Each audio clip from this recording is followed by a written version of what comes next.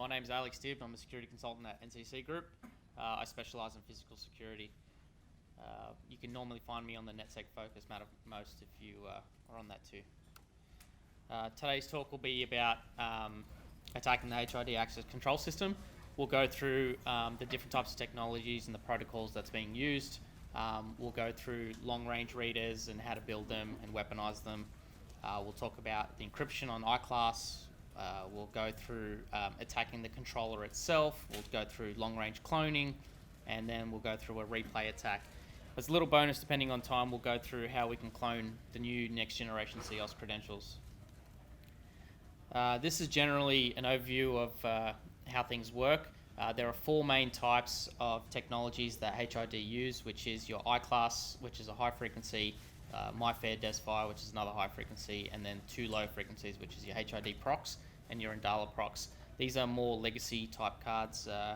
Used to be very popular, still fairly amount of them in use today. However, most things are mostly DesFire, such as your Opal, your cards, they're DesFire, and your newer style cards, that'd be DesFire as well. The next generation stuff is called COS. It actually does not care which type of credential it uses. It's a software-based encryption layer that makes it a little bit harder to crack, clone, so forth. Generally, the way it works is you present a card to the reader. The reader will do its calculations and then send a raw Wiegand output to the controller, and that controller will make a decision whether you have access or not.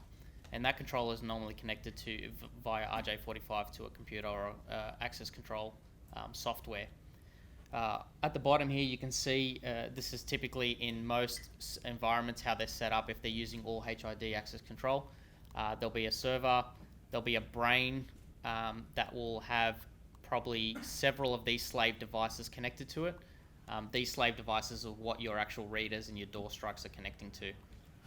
And like I said, you can have probably about 36, I think, daisy chained off that one brain. The newer style instances have the all-in-one unit, so the door readers will connect to it and the whole controller will be all in that one unit over there.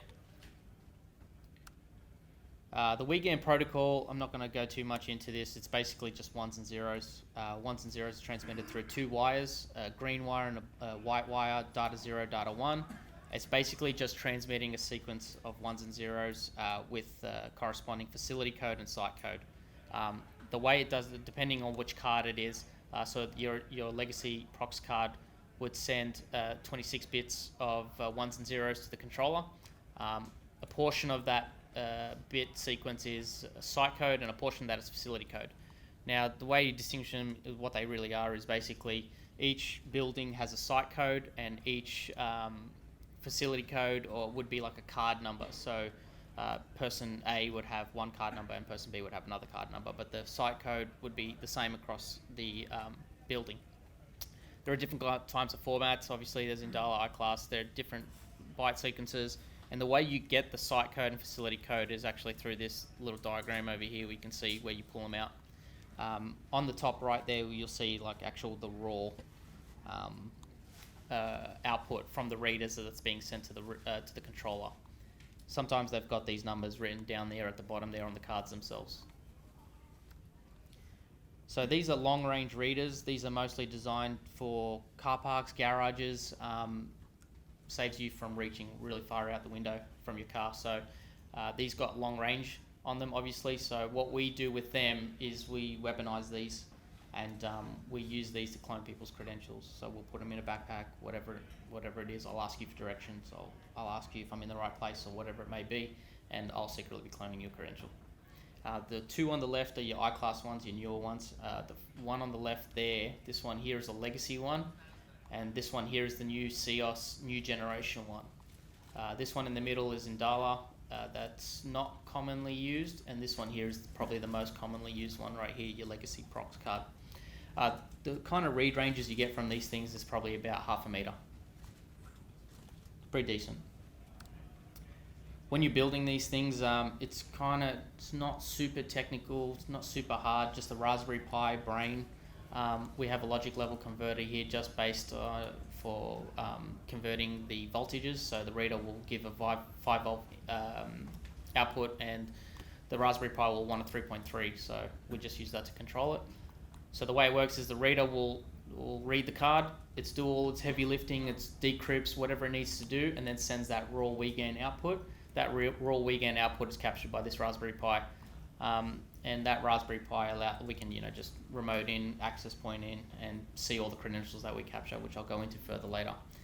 This little device here is called the Proxmark. This Proxmark, for those that don't know, is like a Swiss Army knife for RFID cloning, basically. So we'll go into our first card, which is your I-class legacy cards. These were pretty common up until recently. People are starting to convert to the next generation CEOS. These were actually cracked thanks to some awesome people over here that did some research and pulled out a master key. Usually there's two kind of keys for this system. The first key is a master key, which is stored on all HID readers. This key is basically, the best way I can explain it is to able to read and write to the card. That enables you to read and write to the card.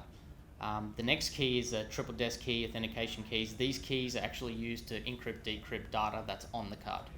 So in order to clone things, you need this key. In order to decrypt, encrypt from the long range readers, you need this key. The dump on the right here is what the Proxmark gives us. Think of the card, these are all the data blocks on the card. What's interesting is that for legacy, the controller only really cares about this row right here, block 7. Block 7 is what contains your site code and your facility code. So no matter what you have in here, the only thing that's being sent is that block 7 data. So pay mindful attention to that one. Cloning HID Procs and data low frequency cards are very trivial. There's usually no encryption in there at all. So it's basically your site code, facility code, and then you encode that into a hex, and then you clone that hex to a spare card, and it's quite trivially easy. There's all these tools that you can use, that'll be my references here, that can convert certain for site codes and facility codes.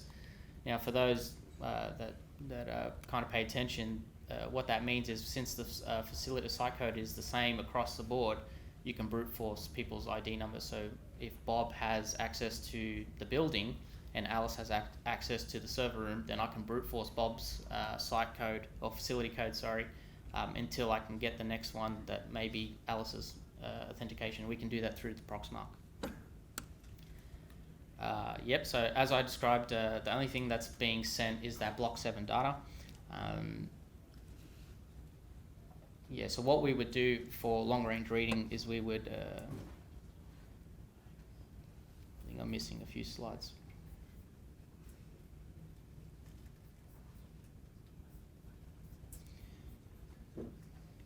Okay, sorry. What we would do for that long range reading is we would capture a credential from the long range reader. We would, the long range reader will do all its heavy lifting. It will decrypt everything for us and it'll spit out a basic hex code. We'll take that hex code and then we'll write it to a spare card. So these are the commands that you use, pretty straightforward. I'll move on to attacking the long range, attacking the controller using long range cloning. This is a typical output that we would see from the Raspberry Pi. The Raspberry Pi has just a basic web GUI. You connect to it, and as I said here, this is the raw block 7 that's unencrypted, that we can then use to convert that into a encrypted version, then we can clone to a card.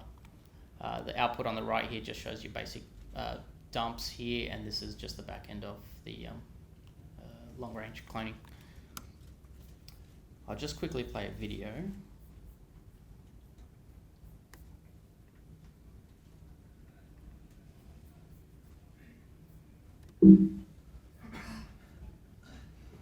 Okay, so what you see here on my bottom right here, you've got a little demo setup that I've set up.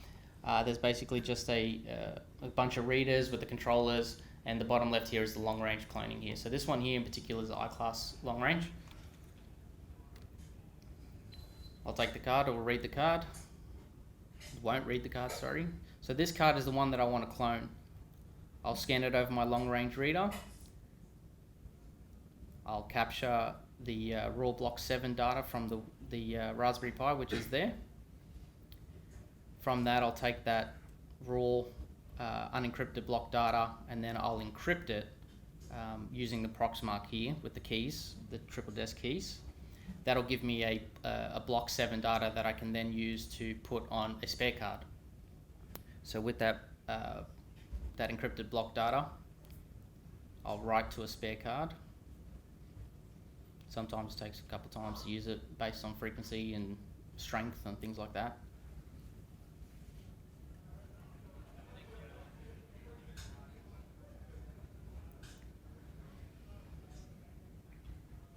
So that's written successfully.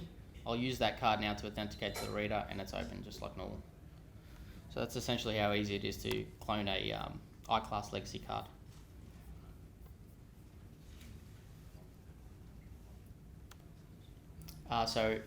The next attack we have is actually attacking the controllers themselves. So let's say you don't have access to, you're not able to clone someone's card using long range methods.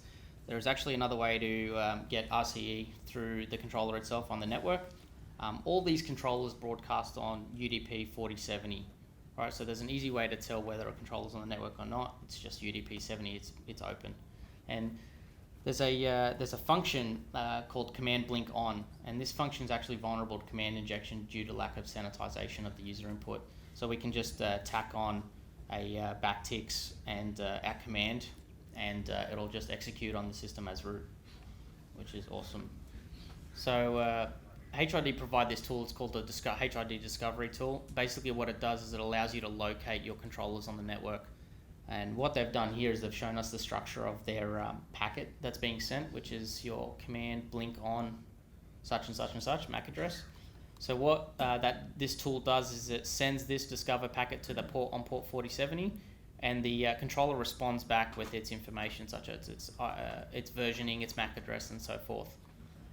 What we can do from then on in is actually, like I said, use the backticks. We can hijack the number of commands we sent on this last one here and just send a command through it, and like I said, it'll run as root. Concierge is a toolkit that Mike Kelly developed. I have since gone and forked it and added a lot more to it. We'll go through it later. However, if you want a copy of this, just reach out to me later after this talk and I'll give it to you.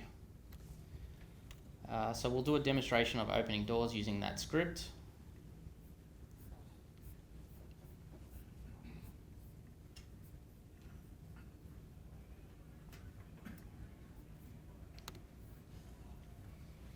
Same setup. So what I normally do is I normally run a discover. That'll just basically tell me all the controllers on the network. Using Nmap, just standard, looking for port 4070. So we can see we've got 2 controllers there. The way the script kind of works is basically I'm hosting a local web server with a command file, and the controller will pull that command file, execute it, and go from there. So this particular one, what it'll do is I'm sending a command to open, and then I'm sending a command to close. It's all done through the script. And you can also pick which type of strike you want, so door left and right, depending on the configuration setup. You can see at the bottom right there, that's 1, 2, 3 doors with 3 request to exit doors, so left and right.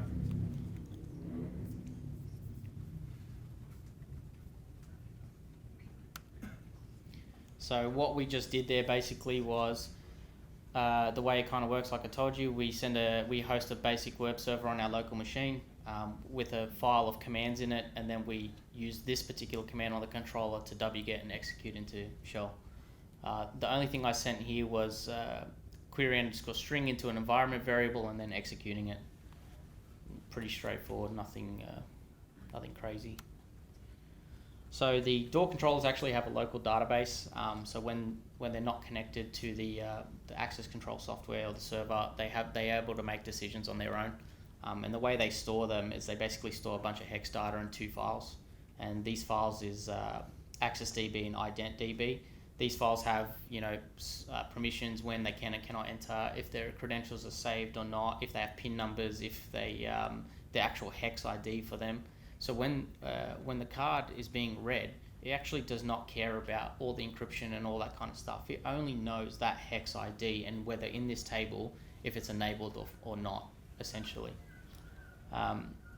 And you can find these files in the controller file system pretty easily. There's AccessDB has a block size of 44. IdentDB has a block size of 28. If you can look here, this is just basically an identifier of each credential, so 030406, that's just identifying a particular credential. This number 1 here just signifies door number 1. And if you look at the next one here, this is the actual hex ID, which is your site code and your facility code. And then you've got your corresponding ID over here. It's quite trivial. Also with PIN numbers, 1337, obviously. PIN numbers you can record, these are saved within the controller database locally. So since we have RCE on the box, I'll do a demonstration of exfiltrating the database so we can look at it locally.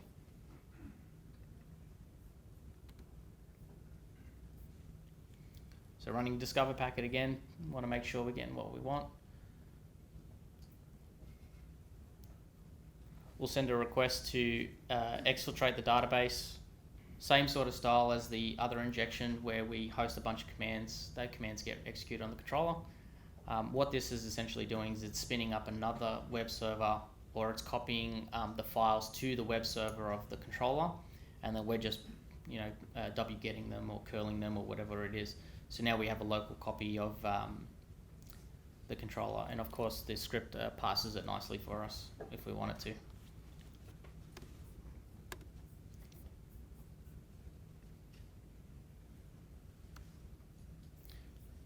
Let's do an implant. So again, we can implant credentials if we like, since we have complete access to the controller. I'm just going to show you here that these don't work. These are spare cards that I have, and they're different frequencies, right? So one's a high frequency, one's a low frequency. It does not matter. Like I said, in the controllers, they don't care whether it's an iClass, whether it's a Procs or whatever it is. As long as they get that raw Wiegand output and it's in their database, they'll open the door. So here in the script, I've put in an implant function that essentially implants the hex IDs of those 2 cards into the controller.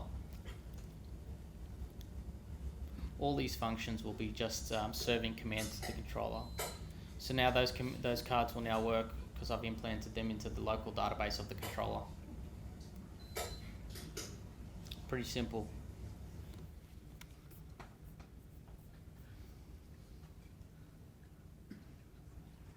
What's also interesting with the controller is we can control the configuration of the readers. So the readers, they can be configured to allow PIN only, card only. They can be configured to allow PIN and card, and you have complete control of this, right? You can change this on the fly. So on the right here, you can see that there's a bunch of modes that you can set it to, and like the local database, it's all just in files on the controllers that you can modify yourself.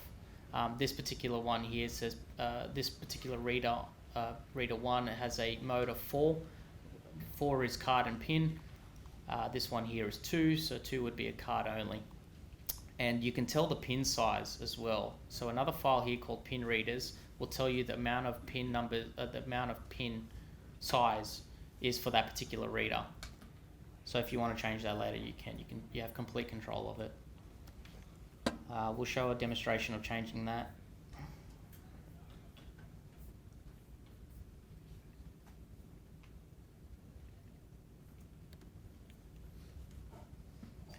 So 1337, that pin number you saw in the database, that works. This particular reader is actually in pin or card, sorry. So it does. You can do either or. So that's just showing that they both work as pin or card. These are the files that are on the controller. We can then just log into that controller, change that file. In this particular one, I think I changed it to pin only. If you remember correctly, it was, I think, 3. Yeah, 3. So 3 signifies pin only.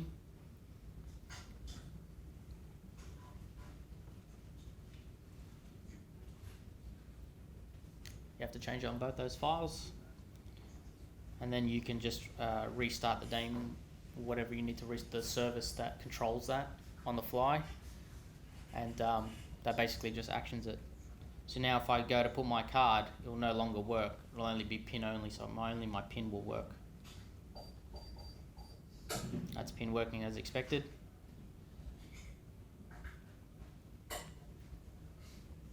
The card no longer works. Bear in mind that the card credential is still on the database, it's still enabled and everything, however the configuration of the reader doesn't enable it.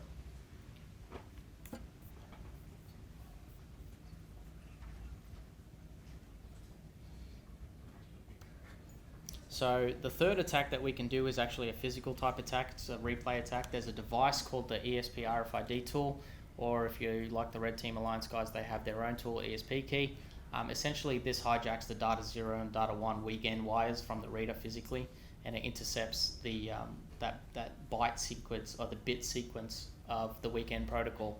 And this has a little kind of GUI interface that you can just log into remotely. So essentially what I would do is I would implant the device, I'd pull the device from the reader off the wall, and then I'll implant the raw Wiegand wires, and I'll have my own power source. Usually it doesn't look this ugly. We've taken the header off this and put a punch down in there, and we've removed the other headers, and actually sits quite flush within the HID reader, so you would never know. It would take us about 30 seconds, I think, to pull that reader off the wall and then put those wires in that little device there, so we can come back anytime.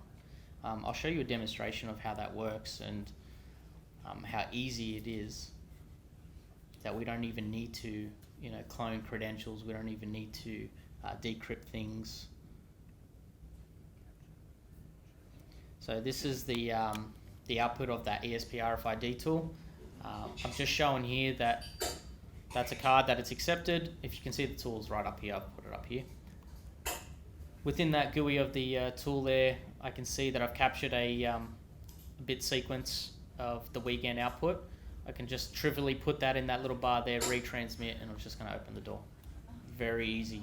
And HID keep coming out with these new generation encryptions and softwares, but at the end of the day, this raw Wiegand output is extremely vulnerable. So no matter how much you put their new credentials in, it's still vulnerable to this.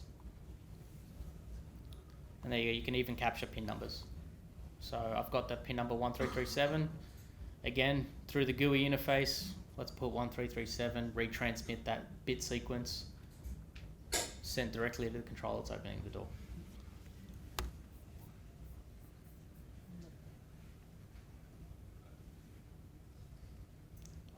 Okay, so bonus round.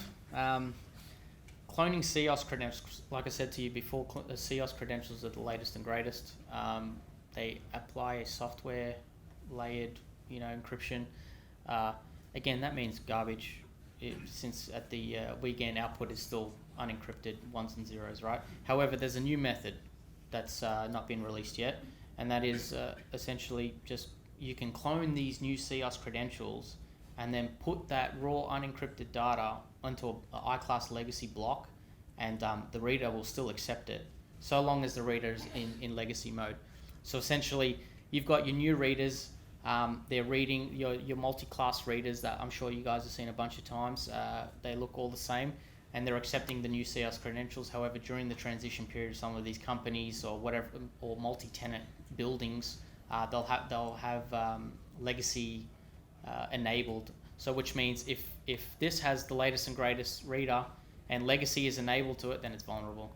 Why? Because we can clone legacy stuff, but we can't clone the new CEOS stuff. And I'll show you how that works. So if you remember earlier, there was 2 of those iClass long-range readers, the long ones. The newest one has the ability of reading the CEOS credential, right? And that reader does everything we need it to do. Like I said, the reader does all the heavy lifting. At the end of the day, it's sending those bits sequences. So we can calculate that block 7 data from that bit sequence and then rewrite that block data to the legacy card, and that legacy card will open the door for us as if it was a CEOS card. The controller does not care what type of card it is, if you remember. So I'll show you. So this is what we get, right? So from the Wiegotcha, the long-range reading, we get that raw unencrypted block. This card at the top level right here is actually the new CEOS card. And from that little unencrypted block right there, we take that, we encrypt it into a block that for the iClass legacy block that can read. We write it to that block. Here I am dumping the legacy card, and if you remember, the block number 7 does not care. That's all that matters when it gets sent to the reader. So when I present that legacy class card to the reader, the reader's going to do its heavy lifting. It's just still going to send that block 7, and that block 7 to the controller is a COS card, right? So controller doesn't know, so it'll open the door. So if you're running the latest and greatest COS, be mindful that if you have legacy enabled, you can still clone them from long range. And that's all I have. If there's any questions, let me know. Yeah? So does HID ship these readers with like tamper detection? They do. How often people check them? Never. And is COS, you reckon it's going to become clonable? Like are we waiting for a key leaf or what? Like, Yeah. At the moment, COS is broken, not released. Private researchers have been looking into it. It is broken right now, yeah. Yep. You can make these slides available? Sure. Yeah. The code. Yep. And the proof videos? Yeah, sure. Yeah. I'll upload them to YouTube after today. Yep. Besides doors, what else have you been able to like open or like hack or whatever? With RFID? Gun safes. Mostly. Yeah, gun safes, pretty much. Passport's running on UHF, right? So ultra high frequency? Not yet. No one's researched it yet, as far as I know. Any other questions? Yep. What do you use personally? For at work? Well, what do you trust? I trust Desfire. At the moment, Desfire is uncrackable. Even the new COS stuff, they're using Desfire. However, like I said, their readers are taking doing all the heavy lifting for us and then sending that raw Wiegand output. So all your Opal cards, they're running Desfire, right? All your credit cards are all Desfire. They can't be cloned long range, and the encryption on them hasn't been cracked yet. There might be a bypass researcher I'm working with at the moment. However, that's not proven. Yep. If you attacks on door controllers, how would you discover what tools attach to which controllers? Good question. No idea. Don't know. Yeah, don't know. Yes? How long range is long range? About half a metre. Yeah, it's, close enough to not be awkward and still capture credentials. Right. Yeah. Yes? have you looked at the Bluetooth capability? I have. Thank you for asking. Yes, I have. We are looking at Bluetooth. So Bluetooth is advertising. These readers have Bluetooth modules on them, right? I don't know what I did. Yeah, they have Bluetooth modules on them, yep. So essentially they're constantly sending advertising packets. We have capability right now on scanning those 3 channels of Bluetooth, and we've used the mobile device to capture those packets. At the moment, we're reverse engineering the app to see if we can get encryption keys. Haven't been successful so far, but it's ongoing. Yeah. So yeah, we can sort of capture things, but we haven't got anywhere from there. Yep. So with your implants to the controller, the software is going to overwrite that. How quickly does it kill your implants? That's a good question. It depends on the software. Sometimes the software will, sometimes it won't. Sometimes it'll do it. Sometimes it'll do it every 30 seconds. Sometimes it will do it every, half an hour. Like it all depends on the configuration of the software. And also, there's no logs, by the way. So on the controller itself, there's no logs. So the controllers are meant to work offline. So if you stopped it from getting updates, the DDoS gets Exactly. gone. Yep. Then you're at the mercy of the controller, right? So. Cool. Thanks very much.